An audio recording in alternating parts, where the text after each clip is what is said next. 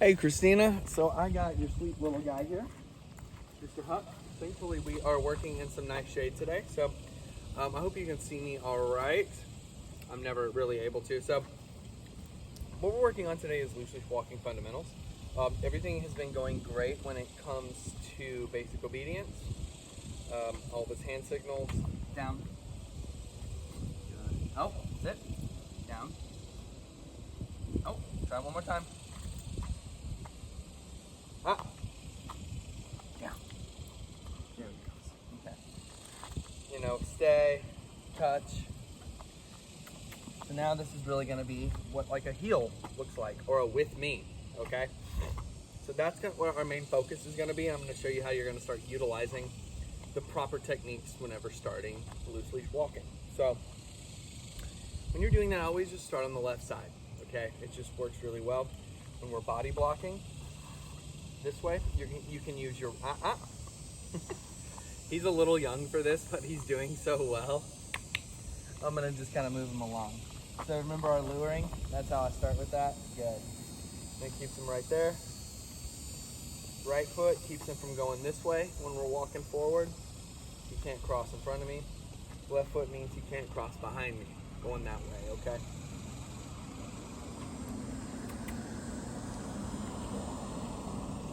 Waving at a neighbor. And so essentially what I'm doing here with that is I'm giving him strong and clear boundaries. So left, right. He's not able to come through here. Good. And then I have these treats here just because he's having to sit and wait. That's the only reason why I'm treating him right now. Otherwise I would just be like, good job. So then you can use touch. Hey, touch. Good. If he gets ahead of you, touch. Hey. Touch. Sit. Bring him into position. Right there. So that's how these things start to become a little more universal. Or, you know, if you're going to stop and chat with a friend, you can tell him down, stay. And then, you know, you can give him his, okay. So you can use either one of those. See if this guy's stopping here. Nope. Good. So, to get him back into position, let's kind of take it from the start. We're going to be using our nose, eyes, ears technique that we learned day one. So nose. Come on. Eyes. He is so cute. Ears. Yes. And then we can give him a good, let's go. And so see, I have the harness on him. We call it his gear. I keep his gear on him about 15 minutes at a time. Just let him get used to it. Good. And so see, I work on these fundamentals here in the garage or in the driveway, 2 to 5 to 10 minutes, okay? At a time. That's all you personally need to do. Come on, let's go. So then you can give them a with me. Good. So as you're making a turn, with me. Good. All right, let's do this. Come on. With me. Good. You see that body blocking right there? Starts to let him know where to go. Lets him know his boundaries from a very, very, very early age. This is great. So he's trying to go that way. So hey. Nose. Good. See, just redirects him. Redirects him very well. So let's review what we've learned here so far. So what we've learned here so far is our luring and how we can use that here on walks. Come on. Good. And how that's a really strong fundamental for him. Be able to understand where I need him to go. Come on. Right foot makes him where he can't cross here. It can also be a sit. Left foot, which we haven't seen an example of him trying to cross behind me. Just make sure that there's a little stops in there. So boom, boom. Let's go. Good.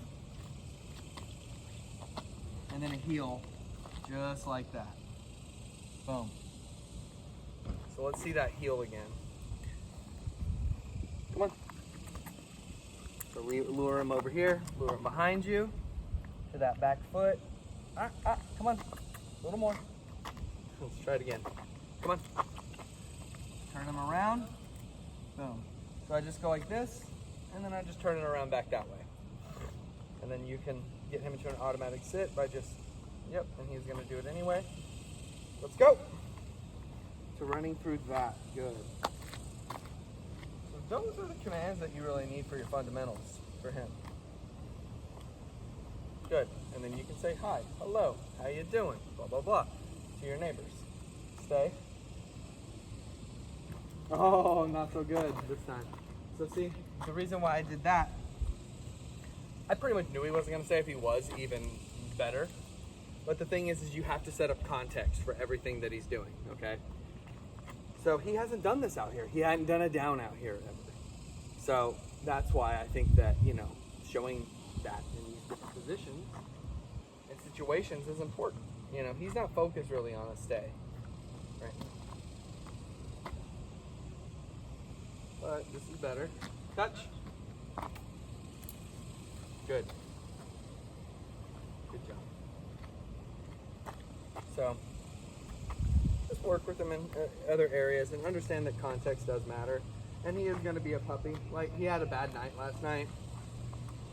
As in, like, he woke up 2 or 3 times. He, like, wetted his crate. You know, like, it happens. It really does. But he seems to be fine. He hasn't had any other accidents outside of his crate in our house since then. So, you know, he's going to have accidents, but it is going well. So tomorrow we're going to do potty training, which I think is going pretty well. You know, I give him an A- so far. He's getting it. He's understanding. But, you know, he's still a young dog. So, with me, good. And that just means just kind of hang out right here. So, the heel is the actual movement of it. Oh, there we go. There's an example. Come on. Good. So see, I just guide him, and he'll get it, and he'll start doing it automatically. Let's go. All right, bye-bye, y'all.